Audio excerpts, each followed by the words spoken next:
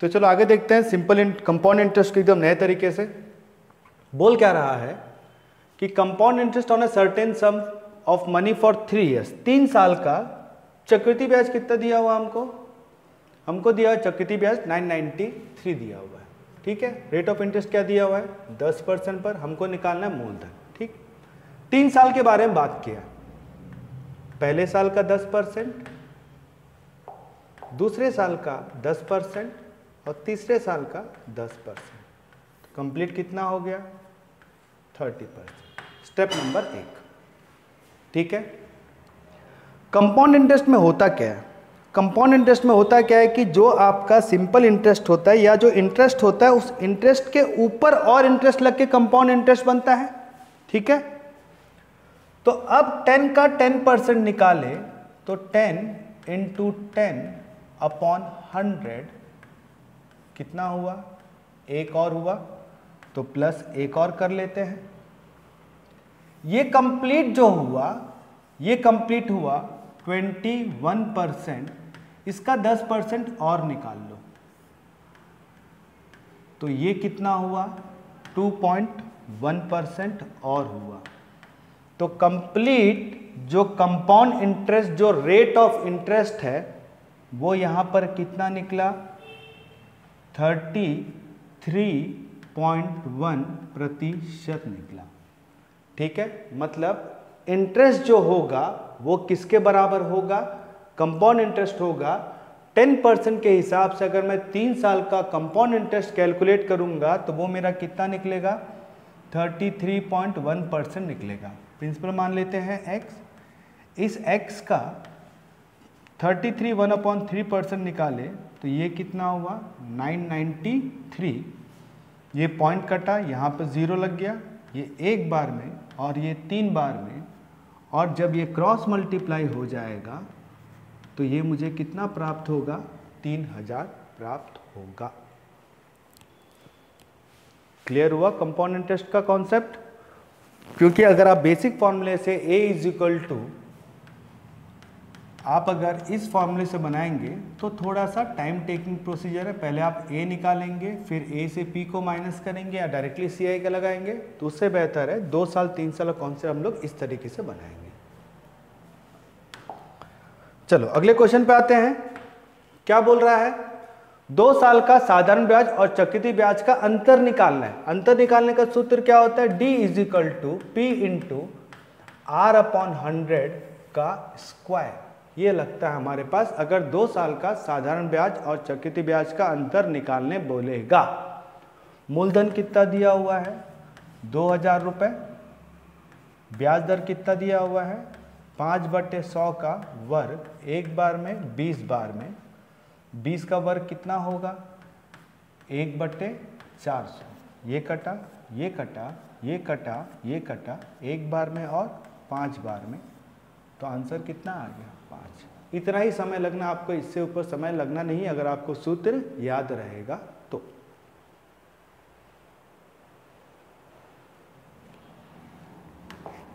अगले आते हैं। अगला बोला है, इससे पहले क्वेश्चन हम लोग किए थे उस चीज को याद रखना। ठीक है भाई, कि 2 साल में कितना हो जा रहा है 1260 और 5 साल में 1350 हो रहा है। हमको मूलधन निकालना है। क्या निकालना है, मूलधन। ठीक, देखो भाई 2 साल में 1260 हो जा रहा है, 5 साल में 1350 हो जा रहा है, 2 से 5, 3 साल में वृद्धि हुआ 90 रुपए, तो 1 साल में वृद्धि कितना होगा 30 रुपए। शुरुआत हम 0 वर्ष से किए थे, 0 वर्ष से हम पहुंचे ना 2 साल तक, तो मतलब 1 साल में 30 रुपए ब्याज के रूप में वृद्धि हो रहा है। तो 2 साल में कितना वृद्धि होगा, 2 साल में वृद्धि होगा 2 × 30 कितना हुआ 60 का वृद्धि हुआ।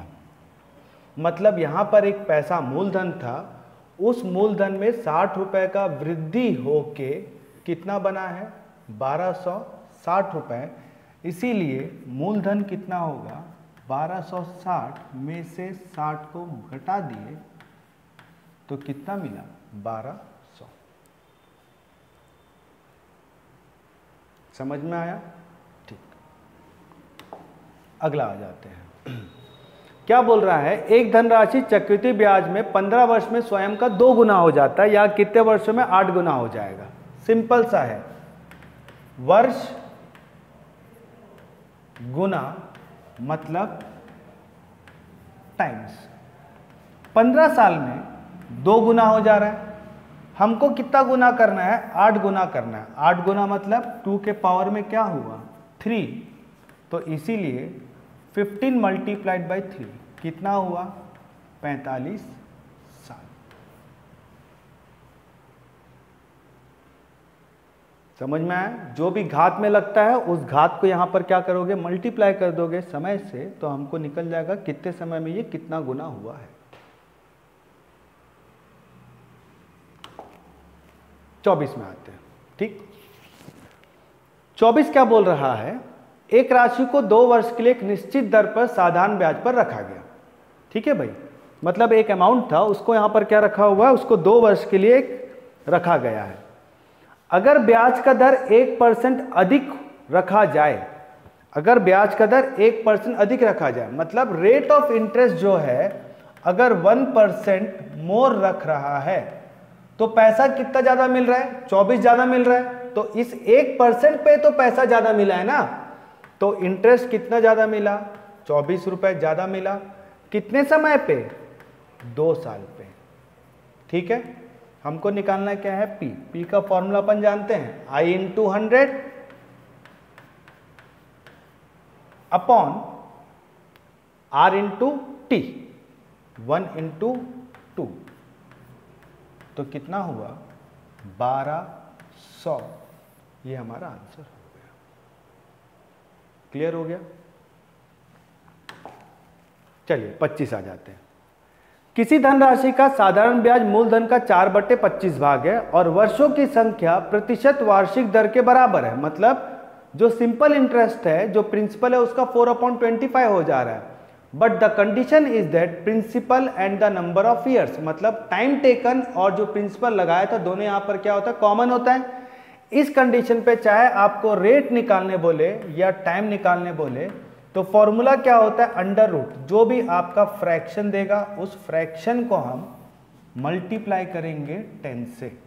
तो फ्रैक्शन कितना दिया हुआ है, 4/25, इसको मल्टीप्लाई किया हम किससे, 10 से, तो ये हुआ 2 का वर्ग, 25 हुआ 5 का वर्ग, और 10 से मल्टीप्लाई किए, एक बार में, 2 बार में, 2 दूनी कितना हुआ 4।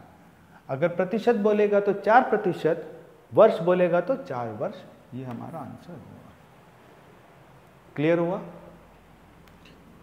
26 में आ जाते हैं। 2500 रुपए साधारण ब्याज पर दिया 12.5% पर कितने वर्षों में यह कितना हो जाएगा, कितने दिनों में यह 2 गुना हो जाएगा। कितना हो जाएगा, 2 गुना हो जाएगा। सिंपल सा कॉन्सेप्ट समझते हैं, बिल्कुल दिमाग नहीं लगाएंगे। अगर मान लो मैं परसेंटेज की बात किया तो कंप्लीट परसेंट कितना होता है, 100 रुपए, चाहे जो भी दिया, हमको रुपए से मतलब नहीं है। अगर 100% के बारे में बात किया तो 100% कितना हो जा रहा है, 200% हो जा रहा है। 100% कितना हो जा रहा है, 200%। कितने का वृद्धि हुआ, 100% का वृद्धि हुआ, और एक साल में कितना वृद्धि हो रहा है, 12.5%। तो इस प्रकार इसे कितना समय लगेगा, 8 साल का समय लगेगा। कितना होने में, डबल होने में। याद रखना, पैसा जितना भी दिया उससे फर्क आपको नहीं पड़ेगा। अगर जब भी बोलेगा कितने वर्षों में या 2 गुना होगा या 3 गुना होगा या 4 गुना होगा, अगर यहाँ पर ब्याज का दर देगा तो आपको समय निकलेगा, और अगर यहाँ पर समय देगा तो ब्याज का दर निकलेगा। इस चीज को याद रखना। 27 में आ जाते हैं।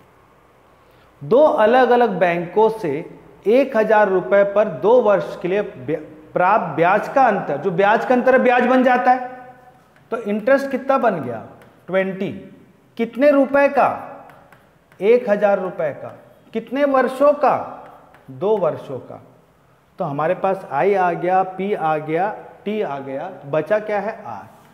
तो हमको आर निकालना, मतलब अब ये जो है ये ब्याज का अंतर था, ब्याज का अंतर था ना, तो ये जो आर होगा, ये आर यहां पर क्या होगा, दरों का अंतर होगा। समझ में आ रहा है? अगर यहां पर ब्याज होगा तो ये क्या होगा, दर होगा, लेकिन यहां पर ब्याज का अंतर दिया है तो ये भी यहां पर क्या होगा, दर का अंतर होगा, जो हमारा आर होगा दर का अंतर होगा, डिफरेंस ऑफ रेट्स। तो आर निकालने का फॉर्मूला क्या होता है, आई इंटू 100, सिंपल सी बात है। प्रिंसिपल कितना दिया हुआ है, 1000 मल्टीप्लाइड बाई 2, कटा कटा कटा कटा कटा कटा, बचा हमारे पास 1%। ये हमारा रेट ऑफ इंटरेस्ट आ गया। क्लियर 27? चलो 28 में आ जाते हैं। बोल रहा है कि चक्रवृद्धि ब्याज पर एक राशि 2 साल में 10% की दर पर 9680 मतलब 9680 हो जा रहा है, कंपाउंड इंटरेस्ट पे कैलकुलेट कर रहे हैं तो प्रिंसिपल क्या हो जा रहा है, 9680 अमाउंट बन जा रहा है। हमको क्या निकालना है, लगाया जा रहा है, हमको निकालना है व्हाट्सम, अच्छा उधार दी गई राशि निकालना है, ठीक, क्या निकालना है हमको, प्रिंसिपल निकालना है। अच्छा भाई 10% का 2 साल का हम निकालते हैं तो ये कितना हुआ, 20 हुआ, 10 का 10% निकाले तो अगेन ये कितना हुआ, एक और हुआ, मतलब 21% CI के रूप में मिल रहा है। मतलब 100% अगर मैं लिया, उस 100% में CI कितना मिल रहा है, जो CI है वो मेरे को 21% मिल रहा है CI, कितने में, 100% पे। तो मेरा जो अमाउंट होगा वो अमाउंट कितना हो जाएगा, प्रिंसिपल 100 लेके चले, 100 प्लस 21 कितना हो जाएगा, 121% मेरा अमाउंट बढ़ के। अगर प्रिंसिपल 100% होगा तो अमाउंट बढ़ के 10% के हिसाब से 2 इयर्स में कितना हो जाएगा, 121% हो जाएगा। प्रिंसिपल ले लेते हैं x, इस x का 121% होगा 19680 के बराबर होगा। एक बार में 8 बार में और 0 बचेगा, इसलिए x कितना हो जाएगा, क्रॉस मल्टीप्लाई करेंगे तो 8000। क्लियर हुआ? ठीक, अगले में आ जाते हैं। ठीक, यहां से फाइंड द मिसिंग नंबर, ये समय लगता है मिसिंग कैरेक्टर। ये जब आप इंटेंस प्रैक्टिस करेंगे, बहुत सारा प्रैक्टिस करेंगे, तब आपको नंबर देख के आपको जज हो जाएगा कि वो उसके प्रोडक्ट में आ रहा है, कि उसके मल्टीप्लाई में आ रहा है, कि उसके स्क्वायर में आ रहा है, उसको क्यूब में आ रहा है। थोड़ा सा प्रैक्टिस मांगता है ये चीज़, जब प्रैक्टिस बढ़ जाएगा तो आपको समझ में आ जाएगा। ठीक, अच्छा 4 से हम 10 लेके आ रहे हैं, कैसा लेके आ रहे हैं, 4 × 2 + 2 मिला 10, 10 × 3 + 3 मिला 33, 33 × 4 + 4 132 + 4 कितना हो जाएगा, 136। अल्टीमेटली आगे 136 × 5 + 5 करोगे तो 685 ऑटोमेटिकली मिल जाएगा।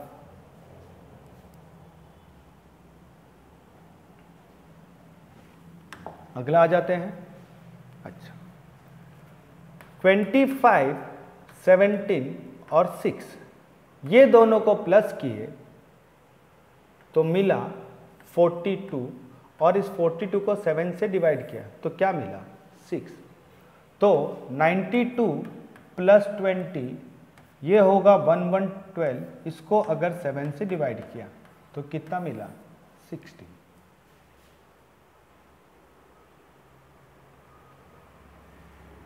अगला 2, 4, 20, 2 का स्क्वायर 4, 4 का स्क्वायर 16, दोनों प्लस किए तो 20, 1, 5 क्वेश्चन मार्क, 1 का स्क्वायर 1, 5 का स्क्वायर 25, दोनों को प्लस किया तो 26।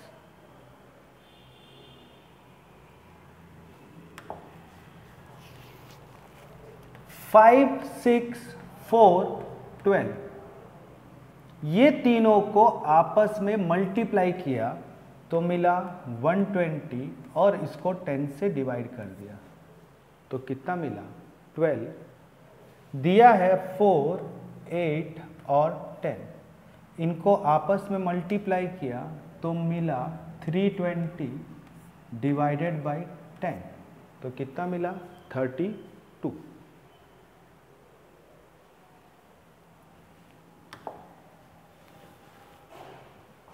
1 2 3 7 14 1 0 5 9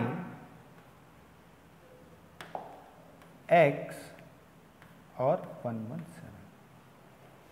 अच्छा, इसको इससे डिवाइड किया तो कितना हुआ? 3 को 1 से डिवाइड किया तो 3, इसमें से 1 माइनस किया तो क्या मिला?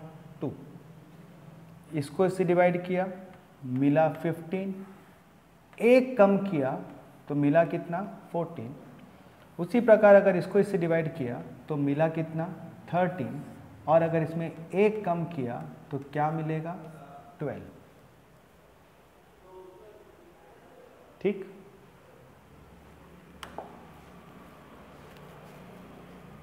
सेवन 370 और 3, 7 का क्यूब 343, 3 का क्यूब 27, प्लस किए तो मिल गया 370।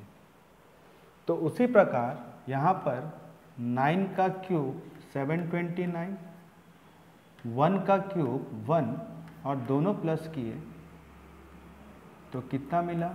730। इसलिए ये जो होगा x, इस x का वैल्यू कितना हो जाएगा? 9। ठीक है। अच्छा, ये दिया है 11, 17, 25 और 19। 25 प्लस 11 किया, 25 प्लस 11 किया तो मिला 36, और बीच का नंबर 17 है, उस 17 को माइनस किया तो कितना मिला? 19। तो सेम वे यहाँ पर दिया हुआ है 8, x, 19 और 11। इसका मतलब अगर मैं 8 प्लस 19 माइनस एक्स करूँगा तो कितना मिलना चाहिए? 11। तो ये कितना हुआ? 27 बराबर माइनस x बराबर 11। तो x कितना होगा? 27 में से 11 गया तो बचेगा कितना? 16। ठीक। अगला, 1 जनवरी 2020 अगर शुक्रवार था तो 31 दिसंबर 2016, सॉरी ये 2020 कर लीजिएगा इसको, ठीक है, ये 2020 है ना, 2020 है। तो 31 दिसंबर 2020 क्या होगा? हम ये जानते हैं कि साल में क्या होता है कि जब नॉर्मल ईयर होता है, जो हमारे पास साधारण वर्ष होता है, वो स्टार्ट और एंड किसमें होता है? सेम डे पे होता है। लेकिन अगर यही लीप ईयर होगा तब यहाँ पर क्या होगा? प्लस, मतलब स्टार्ट जो भी डे होगा उसमें अगर 1 प्लस करेंगे तो हमको क्या मिल जाएगा? End of the year. मतलब जो हम लोग मान लो 1 जनवरी जो भी डेट होगा, जो भी डे होगा, सोमवार, मंगलवार, बुधवार जो भी होगा, और हमको बोलेगा 31 दिसंबर उसी लीप वर्ष का निकालना, तो हम क्या करेंगे? एक दिन को जोड़ देंगे तो हमको अगला दिन प्राप्त होगा। ठीक है। तो यहाँ पर लीप वर्ष है, लीप वर्ष में क्या दिया हुआ है? शुक्रवार, और हमको निकालना है 31 दिसंबर 2020 का निकालना है। तो शुक्रवार में अगर हम एक दिन प्लस किए तो हमको क्या मिलेगा? शनिवार हमको मिलेगा। याद रखना, मैं फिर से बता रहा हूँ, अगर हम बात करेंगे साधारण वर्ष का, साधारण वर्ष शुरू और अंतिम समान दिन पे होता है, और अगर वो लीप वर्ष होगा तब यहाँ पर क्या होगा? उसमें एक दिन का क्या होगा? वृद्धि होगा। 2020 लीप वर्ष है, इसलिए हमने वहाँ पर क्या किया? एक को प्लस किया। ठीक। अगर बोला है कि 2017 में रिपब्लिक डे, मतलब 26 जनवरी 2017 अगर हमको पड़ रहा है, कब पड़ रहा है? हमको पड़ रहा है थर्सडे, तो हमको कब का निकालना है? 2021 का निकालना है। क्या निकालना है? 2021 का। जब भी क्या होता है? Same day next year, same day next year में क्या होगा? एक प्लस होगा। सेम डे नेक्स्ट ईयर क्या होगा? एक प्लस होगा।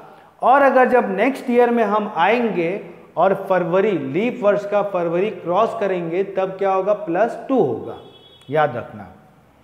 तो 2018 ये होगा फ्राइडे, 2019 ये होगा सैटरडे, 2020 ये होगा संडे और 2021। अब जब बात 26 जनवरी 2021 में आ रहे हैं, ये तो लीप वर्ष है ना, तो जब ये 26 जनवरी 2021 को आएंगे तो फरवरी 2020 को क्रॉस करके आएंगे, इसलिए यहाँ पर सभी में एक एक दिन प्लस हो रहा था और यहाँ पर क्या होगा 2 दिन प्लस होगा और ये क्या बनेगा मेरा, ये बनेगा मेरा ट्यूसडे। समझ में आया? क्या बनेगा हमारे पास? ट्यूसडे हमारा आंसर होगा। अगला आते हैं, सेम है, सिंपल है। 13 मार्च क्या दिया हुआ है? 13 मार्च 2018 ये दिया हुआ हमको ट्यूसडे, तो 19 क्या होगा? वेडनेसडे और 20, अच्छा याद रखना 13 मार्च हम कब आ रहे हैं? 13 मार्च 2020 आ रहे हैं, मतलब फरवरी 2020 को क्रॉस कर ले रहे हैं यहीं पर, इसीलिए यहां पर क्या होगा?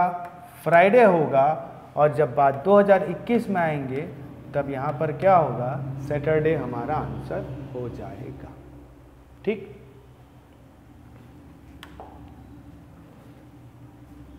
आठ 800 वर्षों में कितने लीप वर्ष होते हैं? कितना क्या होगा अपने को? लीप वर्ष। लीप वर्ष हम जानते हैं 4-4 में होता है, हर 4 वर्ष के बाद लीप वर्ष में डिवाइड होता है। ठीक है, तो 800 भागित 4 ये कितना हुआ?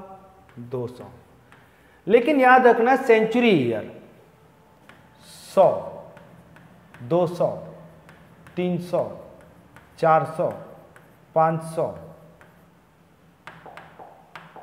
600, 700, 800 ये सारे सेंचुरी ईयर हैं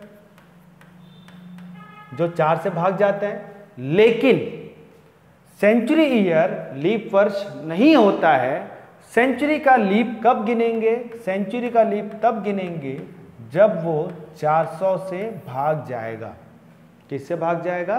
400 से भाग जाएगा, तभी वो क्या कहलाएगा? वो हमारे पास कहलाएगा लीप कहलाएगा। तो यहाँ पर सिर्फ ये और ये यहाँ पर क्या होगा? लीप होगा। बाकी यहाँ पर ये जो 3 हुए और ये जो 3 हुए 4 से भाग होने के बावजूद भी वह सेंचुरी शताब्दी वर्ष है, इसलिए लीप में नहीं गिना जाएगा। तो 1 2 3 4 5 6 एक्स्ट्रा आ गया है, उस 6 को माइनस करेंगे तो कितना हो जाएगा? 194। क्लियर हुआ?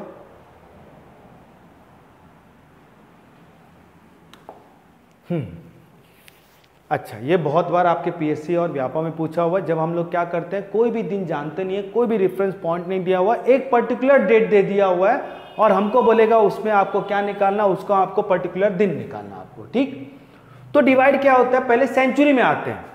सेंचुरी अपन आएंगे 1400, 1500, 1600, 1700, 1800, 1900, 2000। If you continue in the same manner, ठीक है, ऐसे आएंगे।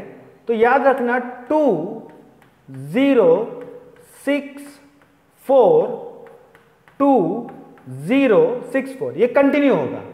2 0 6 4 का सीरीज चलते रहेगा। हम जब 2000 में आएंगे तो 6, 2100 में आएंगे तो क्या हो जाएगा? फिर क्या हो जाएगा? 4, ये वे में चलते रहेगा। ठीक, ये क्या हुआ? सेंचुरी वर्ष का हुआ। अब जब बात करेंगे हम लोग, यहां पर एक वो भी आ रहा है ना, क्या आ रहा है भाई? वर्ष तो आ रहा है, साथ में क्या हो रहा है अपने पास? जनवरी फरवरी आ रहा है अपने को। तो हम चालू करेंगे जनवरी, फरवरी, मार्च, अप्रैल, मई, जून, जुलाई, अगस्त, सितंबर, अक्टूबर, नवंबर और दिसंबर। अब इनका भी कोड होता है 144, 12 का वर्ग, 5 का वर्ग, 6 का वर्ग और 12 के वर्ग में 2 जोड़े, ये होता है। ठीक, और हम जानते हैं कि सप्ताह का प्रथम दिन क्या होता है? सोमवार। सोमवार 1, मंगलवार 2, बुधवार 3, गुरुवार 4, ठीक है, शुक्रवार है ना, सॉरी संडे चालू करते हैं। Sunday, Monday, Tuesday, Wednesday, Thursday, Friday और सैटरडे। ठीक, संडे क्या होगा? 1 होगा, Sunday 1, Monday 2, Tuesday 3, Wednesday 4, Thursday 5, Friday 6, Saturday 0, क्योंकि सैटरडे 7 होगा और 7 से डिवाइड होगा तो क्या हो जाएगा, कंप्लीटली डिवाइड हो गया तो 0 हो जाएगा, तो 0 मतलब सैटरडे होगा। ठीक, जब रिमाइंडर कुछ नहीं बचेगा तब निकालना। याद रखना 15 अगस्त 1947, ठीक, 15 का 15 आ गया, अगस्त के बारे में बात कर रहे हैं तो अगस्त का 3 और आ गया। अब ये जो है इसको याद रखना 1900 प्लस 47, 1900 का कोड क्या हुआ, 1900 का कोड आएंगे तो 0, ठीक है भाई, 1900 कोड कितना हो गया, 0 हो गया। कितना दिया है 47, तो ये 47 प्लस 47 में कितने आपके लीप वर्ष हैं आप ये देखेंगे। तो लीप वर्ष के लिए हम लोग क्या करते हैं, 4 से भाग करते हैं, तो इसको जब 4 से भाग किए तो हमारे पास कितना बचा, 11 और बचा, जो रिमाइंडर बचा हमको उससे कोई मतलब नहीं है। ठीक है, 15 3 18 मतलब 8, 8 और 7 15 और 1 कितना हो जाएगा, 16 का 6 हासिल 1, 1 और 1 2, 2 4 6, 6 और 1 7, 76 बचा। जब इसको 7 से भाग किए तो 7 दहाम 70, बचा कितना 6, पहले बताया था। संडे 1 मंडे 2, इस प्रकार अपन देखेंगे तो 6 का कोड किसका होगा, फ्राइडे का कोड होगा और ये हमारा आंसर होगा।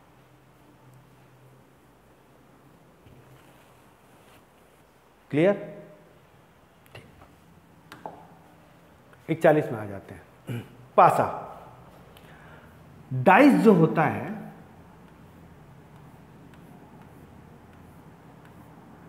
इस फॉर्म में होता है। आप एक डाइस को आप किसी भी तरीके से घुमा लेंगे, आप एक डाइस को किसी भी तरीके से घुमा लेंगे तो आपको मैक्सिमम क्या होगा, 3 फेस दिखाई देगा। और डाइस का एक बहुत मेजर बहुत बड़ा रूल होता है कि आप ऑपोजिट साइड को कभी नहीं देख सकते, आप विपरीत फलक को कभी नहीं देख सकते। मान लीजिए ये आपका एक डाइस है, इसमें आपके 6 सरफेस होते हैं, 1 2 3 4, 1 2 3 4 5 6। ऐसे देखें तो आपको 3 सरफेस दिखा, ये वाला ये वाला ये वाला, है ना। सरफेस कौन सा दिखा भाई, अगर आप ऐसा मान लीजिए, अगर आप ऐसा देख रहे हैं तो आपको क्या दिख रहा है, अगर ऐसा दिखाया ये दिखा, ये दिखा और ये दिखा, ऐसे दिखाया तो ये दिखा, ये दिखा और ये दिखा। ठीक है, अब अगर मान लो यहां पर ये है, इसके विपरीत में कौन सा है, ये इसके विपरीत में, ये दोनों विपरीत अपने को दिख रहा हाथ, ये दोनों क्या हो गया, विपरीत हो गया, ये और ये क्या हो गया, विपरीत हो गया। तो इसको मैं कितने डिग्री में भी टिल्ट कर लूं, इसको मैं कितने डिग्री में भी घुमा लूं, ऐसी संभावना ही नहीं होगी कि विपरीत फलक हमको दिखाई दे एट एनी कॉस्ट, आपको दिखाई नहीं देगा। तो हमको वही कॉन्सेप्ट लेके चलना है कि विपरीत पर कौन सा होगा। ठीक, तो पासे के 3 स्वरूप दिया हुआ है, 2 देगा, 3 देगा, 4 देगा, जितना भी देगा हमेशा क्या बोलेगा, विपरीत फलक पर कौन सा होगा। ठीक है भाई, अब बोला है कि एक के विपरीत पर क्या होगा, एक के विपरीत पर क्या होगा। ठीक, चलो अब एक के साथ हम देखते हैं क्या क्या दिखाई दे रहा है। ठीक है, तो हम एक के साथ देखें, हम एक के साथ यहां पर देख रहे हैं भाई, 3 दिखाई दे रहा है, 2 दिखाई दे रहा है, 3 और 2 दिखाई दे दिया, फिर एक के साथ 2 दिखाई दे रहा है और 5 दिखाई दे रहा है, क्या नहीं दिखाई दे रहा है, 6 और 4। तो अभी भी विडंबना बनी हुई है कि एक के साथ में हमको 6 दिखाई देगा कि 4 दिखाई देगा। ठीक, अब देखते हैं कॉमन फेस, कॉमन फेस हम देखते हैं कहां कहां पर क्या क्या है। ठीक, ये देखो भाई, ध्यान से देखना, 2 और 5 कॉमन फेस है, 2 और 5 कॉमन फेस है। जब भी 2 फेस कॉमन निकलते हैं तो दोनों कॉमन काट लिए, क्योंकि कॉमन है ना, दोनों कॉमन काट लिए, बचा क्या, 1 और 6, बचा 1 और 6। तो 1 के ऑपोजिट में क्या होगा, 6, 6 के ऑपोजिट में क्या होगा, 1। पूछा हमको क्या, 1 पूछा है, तो 1 के ऑपोजिट में क्या होगा, सिंपल सा लॉजिक है, 6 हमारा आंसर होगा। ठीक है, सभी में एक कॉन्सेप्ट लगेगा, हमेशा क्या होगा, डाइस में क्या होगा, या तो नंबर का पूछेगा, या तो अल्फाबेट ABCD का पूछेगा, या तो कोई साइन दिया रहेगा, या तो कोई कलर दिया रहेगा। ठीक, तो ये इसमें क्या किया हम लोग, चारों कवर कर दिए, नंबर भी कवर कर लिए हैं, अल्फाबेट भी कवर कर लिए हैं, साइन भी कवर कर लिए हैं, और 3 पासा 4 पासा सब कवर कर लिए हैं। ठीक है, ताकि आपको कंफ्यूजन नहीं रहा है आपको। अच्छा, ये बोला है आपको स्टार के ठीक विपरीत क्या होगा। हमको बहुत सारा चीज दिया होगा, ठीक, हम ले लेते हैं स्टार। ठीक है भाई, स्टार आपको 3 जगह मिल रहा है, पहले में, दूसरे में और तीसरे में। क्या क्या दिखाई दे रहा है स्टार के साथ? @ दिखाई दिया, माइनस दिखाई दिया पहले फिगर में। सेकंड फिगर में फिर @ रिपीट हुआ है, एक नया चिन्ह आ गया है प्लस। ठीक, अच्छा, फिर अपन इसमें आ जाते हैं, अगले में आ जाते हैं @ ये वाला इसके साथ में प्लस रिपीट हुआ है, और डॉलर हमारे पास अब नया आ गया है डॉलर। बच क्या गया है? 8। क्या बच गया है? 8, जो हमको दिखाई नहीं दे रहा है ना। ये सभी आ गया है, लेकिन स्टार के साथ में 8 दिखाई नहीं दे रहा है, इसलिए हमारा आंसर क्या होगा? स्टार के ऑपोजिट में क्या होगा? 8 होगा, और 8 का ऑपोजिट पूछेगा तो क्या होगा? स्टार होगा। देखो ये बता देना कलर वाला, ठीक है, पिंकी पिंकी व्हाट कलर खेलते हैं अपन लोग, हाँ, कि एक पासे के 4 रूप नीचे दिए गए हैं, इन पासों में पीले रंग के विपरीत सतह पर कौन सा रंग होगा। ठीक, कौन सा बोला अपने को? पीला। ठीक है भाई, चलो पीला खोजते हैं। पीले के साथ में क्या क्या दिखाई दे रहा हम ये देखते हैं। हमको यहाँ चालू करते हैं। रेड दिख रहा है, पिंक दिख रहा है, यहाँ पर हम देखते हैं ब्लू दिख रहा है, रेड रिपीट हुआ है, और यहाँ पर फिर यहाँ पर क्या हुआ है? ब्लू रिपीट हुआ है, और नया हमारे पास ऑरेंज आ गया, संतरा। क्या नहीं दिखाई दे रहा है? हमको नहीं दिखाई दे रहा है वॉयलेट कलर, बैंगनी हमको दिखाई नहीं दे रहा है, इसलिए इस येलो के ऑपोजिट में क्या होगा? वॉयलेट होगा, बैंगनी कलर होगा। क्लियर? चलो 44 पे आ जाते हैं, अल्फाबेट वाला भी कवर कर ले। ठीक, क्या बोला है कि डी के ऑपोजिट में क्या आएगा? क्या बोला है कि डी के ऑपोजिट में क्या आएगा? ठीक है ना, चलो शुरुआत करते हैं डी से। ठीक, चलो पहले हम लोग डी को ले लेते हैं। डी में हम देखते हैं कि इस फिगर में सी और बी दिखाई दे रहा है, इस फिगर में ई और सी दिखाई दे रहा है। ठीक, और कहीं तो डी दिखाई नहीं दे रहा है, तो फिर हमारे पास फिर हम लोग दुविधा में आ गए कि भाई हमारे पास ए आएगा कि क्या बच गया है? A B C D E की एफ। अब ये हमारे पास फिर दुविधा हो गया है ना, क्योंकि उसमें आपको एफ नहीं दिखाई दे, लेकिन एफ है, याद रखना उसमें एफ है। ठीक है, तो अब अपन देखते हैं कि यहां पर डी का पूछा है। अच्छा, कॉमन फलक देखते, कहीं पर कॉमन है क्या?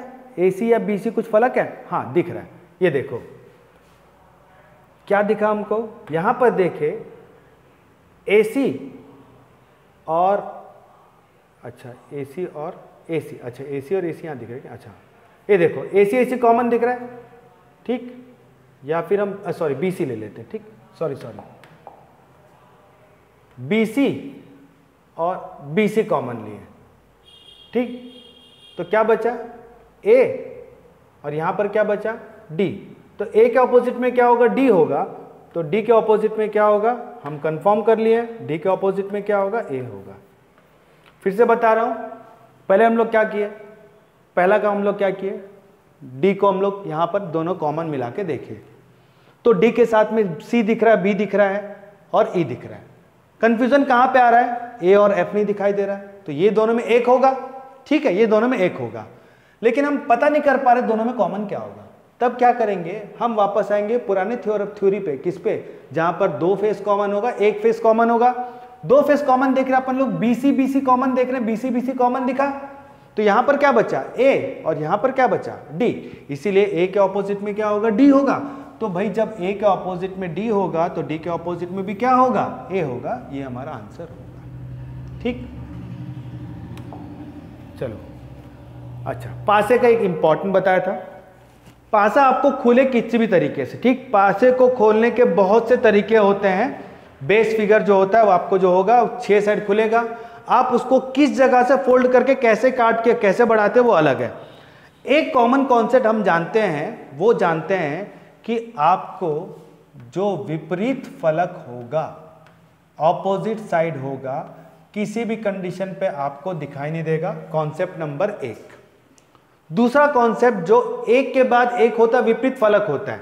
इसका मतलब अगर मैं इसमें दिखाया आपको तो F और B विपरीत फलक होगा, E और C विपरीत फलक होगा, और है ना, हाँ भाई, तो बच क्या गया है, A और D विपरीत फलक होगा। मतलब कभी भी A के साथ D दिखाई नहीं देगा, F के साथ B नहीं दिखाई देगा, और E के साथ C नहीं दिखाई देगा। ठीक, अच्छा, यहां इस फिगर को देखते हैं। यहां पर इस फिगर को देखें, F के साथ B दिखाई देना चाहिए क्या? B और F एक साथ दिखाई दे रहा है? दे रहा है एक साथ? नहीं होगा। फिर हमने यहां पर, अच्छा यहां पे जोड़ी लिख लेते हैं, टेंशन ही खत्म। ठीक, टेंशन लिख लेते हैं अपन लोग, खत्म कर लेते हैं। FB का जोड़ी है, EC का जोड़ी है, और AD का जोड़ी, ताकि अपन लोग जोड़ी यहीं से देख ले अपन लोग। ठीक है भाई, अच्छा, FE नहीं है, FB है क्या? नहीं है। EC है क्या? नहीं है। AD है क्या? नहीं है। तो ये बन सकता है, ये बन सकता है। अगले में देखते हैं, EC है, EC नहीं बनेगा। AD है, AD नहीं बनेगा, क्योंकि विपरीत कभी दिखाई देगा नहीं ना भाई। तो इसलिए हमारा आंसर क्या होगा? ये हमारा आंसर होगा, मतलब बी वाला हमारा आंसर होगा। Venn diagram must have topic, जो एग्जाम में आपको पूछेगा, सिंपल सा होता है। ठीक है भाई, वेन डायग्राम वाला, है ना। क्या पूछा है कि ब्रदर हस्बैंड और मैन को, मतलब भाई पति और पुरुष को बोल रहा है। तो सिंपल सी बात है, भाई अलग होगा, पुरुष पति अलग होगा, लेकिन दोनों के दोनों यहां पर किस में आएंगे? पुरुष में आएंगे, इसलिए हमारा आंसर होगा। ठीक, अगला, समचतुर्भुज, चतुर्भुज और बहुभुज। समचतुर्भुज, चतुर्भुज और क्या बोला है? बहुभुज। अब जो समचतुर्भुज मतलब जो रोम्बस होता है, रोम्बस ऑब्वियसली क्वाड्रिलेटरल में होता है, मतलब चतुर्भुज में होता है। और आपके जितने भी हुए, चाहे वो त्रिभुज हो, चतुर्भुज हो, षटभुज हो, हेक्सागन हो, सबका सब पॉलीगन में आता है, बहुभुज में आता है। इसलिए बहुभुज इस तरीके से बनेगा और ये हमारा आंसर होगा।